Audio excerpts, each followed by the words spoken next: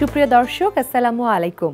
আপনাদের সবাইকে পবিত্র মাহে রমজানের শুভেচ্ছা জানিয়ে শুরু করছি ডিউ রমজানের মজাদার রান্না অনুষ্ঠান। পুরো আয়োজন জুড়ে আপনাদের সাথে আছি আমি তমর রশিদ। দর্শক, আজ আমাদের সাথে রয়েছেন রন্ধনশিল্পী ইসরাত জাহান লাকি। কেমন আছেন আপু? অনেক ভালো আছি, তোমাকে দেখে আরো ভালো লাগছে। আমার আপনাকে দেখে খুব ভালো লাগছে। তবে আপু, একটা ইনফরমেশন যেটা সবসময় আমি আমার দর্শকদের দিয়ে থাকি, সেটা আবারও দর্শকদের দিতে চাই, আর তা হলো পরিষ্কার পরিচ্ছন্ন কিচেনে কাজ করা উচিত। কিচেনে যখনই তারা কাজ করবে, যে ময়লাটা হবে সাথে সাথে ফেলে দিবে, যে থালা বাটি জমবে সেটার সাথে সাথে ওয়াশ করে নিবে, চুলার পাটটা ওয়াশ করে নিবে, চারপাশে যে মেঝে বা ফ্লোর যেটাকে আমরা মূলত বলি সেটা একটু ক্লিন করে নেবে, তাহলে স্বাস্থ্যসম্মত কিচেন হবে। আর তার জন্য তারা ব্যবহার করতে পারে ডিউ ক্লিন। আজ আমাদেরকে কি করে দেখাবেন? আজকে আমি করব আদানা কাবাব। আদানা কাবাব, এটা কোন দেশীয়? এটা হচ্ছে একটা তার্কিশ সুলতানদের খুব একটা ফেমাস এটা একটা খাবার। এই কাবাবটা আসলে শিখেছি আমার মায়ের কাছ থেকে। ছোটবেলা থেকে দেখতাম আমার মা এই কাবাবটা বানাতেন, তখন এটা বুঝতাম না যে আদানা কাবাব, মা বলতো এটা মুঠা কাবাব।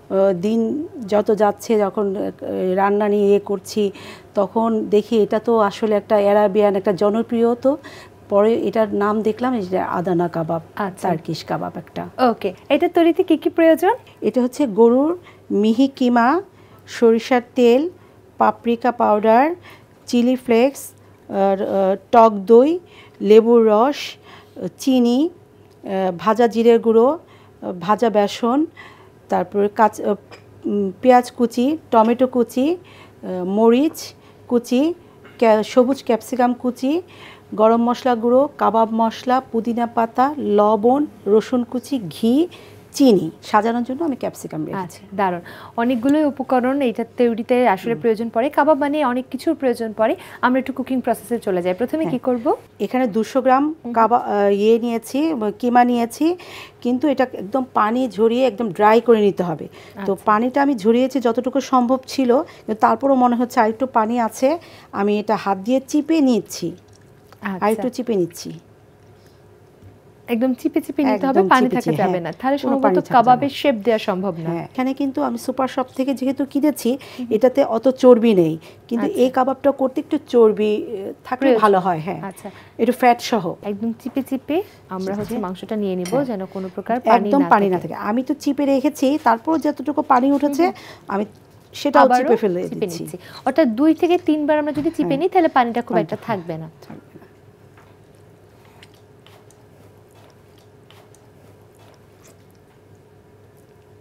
টিস্যুর কি প্রয়োজন আছে? না, আমি এখন এখানে রসুন কুচিটা দিয়ে দিব। রসুন কুচি 1.5 চা চামচ। আচ্ছা, পরিমাণ করেই রেখেছি আমি। তারপর এটা মিহি পেঁয়াজ কুচি, একদম মিহি 1 চা চামচ। 1 চা চামচ। এটাও আমি কুচি করে একদম চিপে রেখেছিলাম পানিটা। ফাইন চপ যেটা। আচ্ছা, কুচি কুচি করে আবার চিপে রাখা। টমেটোটা চিপে রেখেছি, কিন্তু টমেটো তারপর একটু পানি বের হয়ে যায়, সেটার জন্য আমি আবার একটু চিপে নিচ্ছি পানিটা। আচ্ছা, মানে একেবারে কোনো রেসিপির কোনো খাবারেই কোনো পানি থাকা যাবে না। প্রত্যেকটা উপাদানকে সুন্দরভাবে চিপে নিতে হবে। টমেটো এমনি একটু পানি জাতীয় ফল, তো সেক্ষেত্রে আমি চিপে নেওয়াটাই ভালো। আর হচ্ছে ক্যাপসিকাম কুচি, একদম কুচি করা সবুজ ক্যাপসিকামটা। ক্যাপসিকামে এমনিও তেমন একটা পানি থাকে না। আর তার্কিশে এক ধরনের মরিচ খায়, খুব স্পাইসি, সেই লাল মরিচ, সেটা তো আমি আমার দেশে পাইনি। তো আমি দেশি যে লাল মরিচ, দেশি মরিচটা যেটা লাল হয়ে যায়, পেকে যায়, সেটা আমি কুচি করে নিয়েছি 1 টেবিল চামচ। তারপর পুদিনা পাতা কুচি 2 টেবিল চামচ দিয়ে দিচ্ছি। বেশ রিফ্রেশিং হবে মনে হচ্ছে। 1 চা চামচ দিয়ে দিচ্ছি আমি ভাজা জিরার গুঁড়া। আচ্ছা, 1 চা চামচের মতো হচ্ছে কাবাব মশলা, আর 1/2 চা চামচ আমি গরম মশলা গুঁড়ো দিয়ে দিব। স্বাদ মতো লবণ, পানি ঝরিয়ে টক দই দিয়েছি। আচ্ছা, 1 টেবিল চামচ টক দই দিয়ে দিলাম।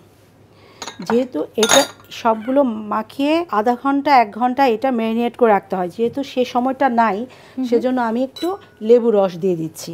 আচ্ছা, যদি ম্যারিনেশন করে কেউ 1 ঘন্টা রেখে দেয়, তাহলে লেবুর রসটা দিতে হবে না। ফ্যাটটার জন্য আমি একটু ঘি দিয়ে দিচ্ছি। আর যদি ফ্যাট যুক্ত থাকে তাহলে ঘির প্রয়োজন নেই। আচ্ছা, আমি 1/2 চা চামচ একটু চিনি দিয়ে দিচ্ছি, বেসন, ভাজা বেসন 2 চা চামচ, আচ্ছা 2 টেবিল চামচ। 2 টেবিল চামচ। যেহেতু আমি মরিচ দিয়েছি, চিলি ফ্লেক্স আমি হালকা একটু দিব।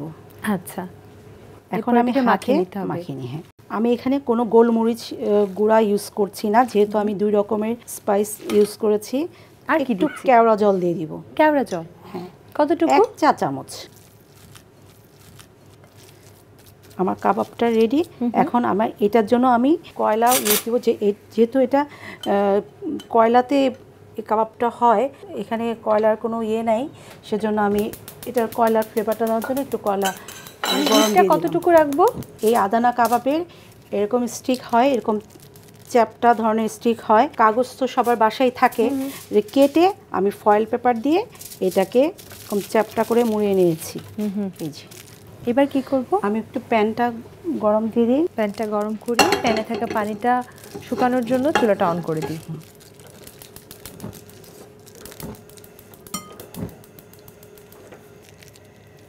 বাহ, দেখতেই দারুণ লাগছে। আমাদের অলরেডি কাবাব হয়ে গেছে, আমরা চুলায় আমাদের প্যানটাও হিট করে নিয়েছি। এখন সরিষার তেল দিব। কতটুকু দিব? সরিষার তেল দিব। আমি শ্যালো ফ্রাই করব, তো বেশি দিব না, অল্প করে দিব। 3 টেবিল চামচ। 3 টেবিল চামচের মতো। ওকে, 4 টেবিল চামচের মতো। এখন হচ্ছে আমাদের কাবাবের বাইন্ডিংটাও তো রেডি। এখন এটা গরম হয়ে গেছে, এটার মধ্যে আমি এক এক করে দিয়ে দিব। তেলে ফয়েল পেপার দিলে সেটা পুড়ে যাওয়ার সম্ভাবনা থাকবে না? আচ্ছা, একটু সাবধানতার সাথে করতে হবে যেন বাইন্ডিংটা খুলে না পড়ে বা ছুটে না যায়।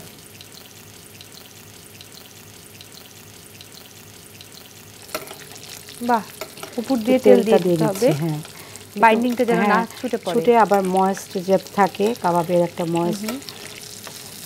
বাহ, খুব সাবধানতার সাথে, খুব দক্ষ হাতে করতে হবে। আর করার সময় লক্ষ্য রাখতে হবে যেন এটা ভেঙে না যায়, তাই বারবার করে আস্তে আস্তে উল্টে দিতে হবে।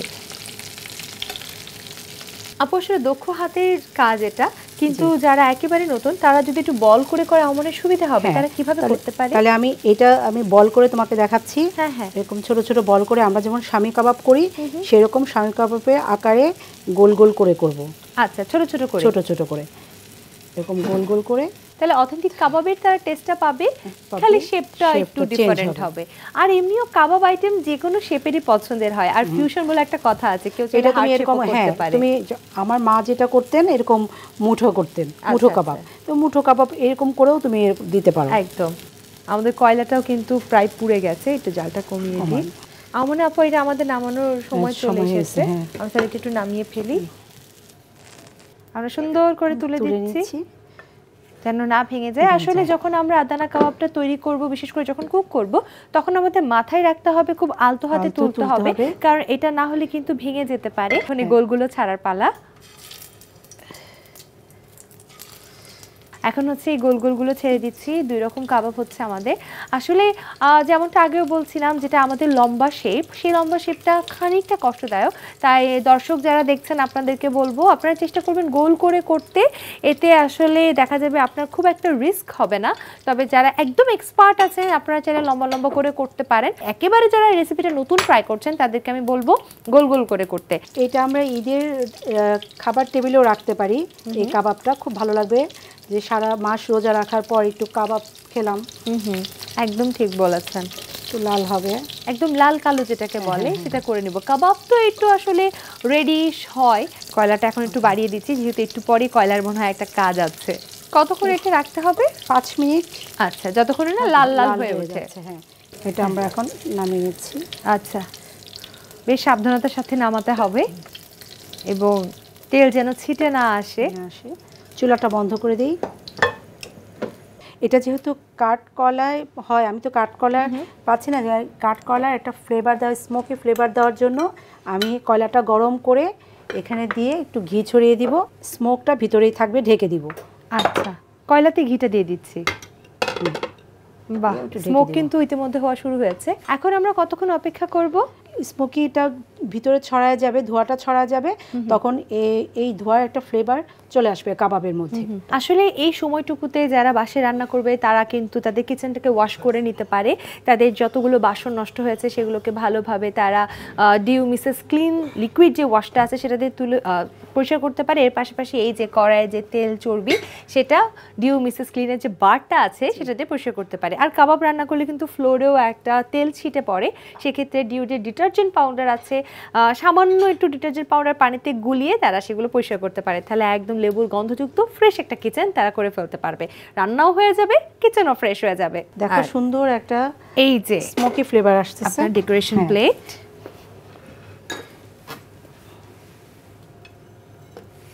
বাহ, দেখতে কি দারুণ লাগছে। সুন্দর করে আসলে ডেকোরেশন করতে হবে যেন দেখতে এটা কালারফুল লাগে। এই হচ্ছে আমার টার্কিশ আদানা কাবাব। টার্কিশ আদানা কাবাব দারুণ একটা রেসিপি আজ শেয়ার করলেন আমাদের সাথে। দেখেই মনে হচ্ছে যে এই রেসিপি যখন আজ ইফতারে আমরা সবাই ট্রাই করব, খুব আনন্দ নিয়ে আসলে খেতে পারবো।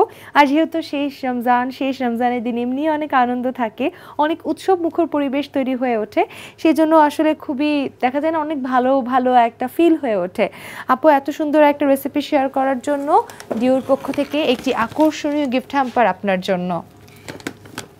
তোমাকে ধন্যবাদ, ডিউকে ধন্যবাদ, জিটিভিকে ধন্যবাদ। ঈদ মোবারক। আপনাকেও অনেক ধন্যবাদ, ঈদ মোবারক। প্রিয় দর্শক, ডিউ রমজানের মজাদার রান্না অনুষ্ঠান থেকে বিদায় নিচ্ছি এবছরের মতো। এবছর আমরা চেষ্টা করেছি পুরো আয়োজন জুড়ে পুষ্টিকর হেলদি রেসিপিগুলো আপনাদের সাথে শেয়ার করতে। নিশ্চয়ই অনেকগুলো বাসায় ট্রাই করার চেষ্টা করেছেন। দর্শক, আগামী বছর আবারও আমরা চলে আসব নতুন নতুন আয়োজন সঙ্গে নিয়ে। সে পর্যন্ত সবাই ভালো থাকবেন, সুস্থ থাকবেন। আর যেহেতু ঈদের সময় চলে এসেছে, একটা অন্যরকম আনন্দ ঘন পরিবেশ সৃষ্টি হবে, তাই ঈদের এই সময়টুকুতে নিজের যত্ন নিন, নিজের পরিবারের যত্ন নিন। এবং সবশেষে একটা কথাই বলবো, ঈদ মোবারক সবাইকে। সবাই আমাদের সাথে থাকুন, পাশে থাকুন, জিটিভির সাথেই থাকুন। আল্লাহ হাফেজ সবাইকে।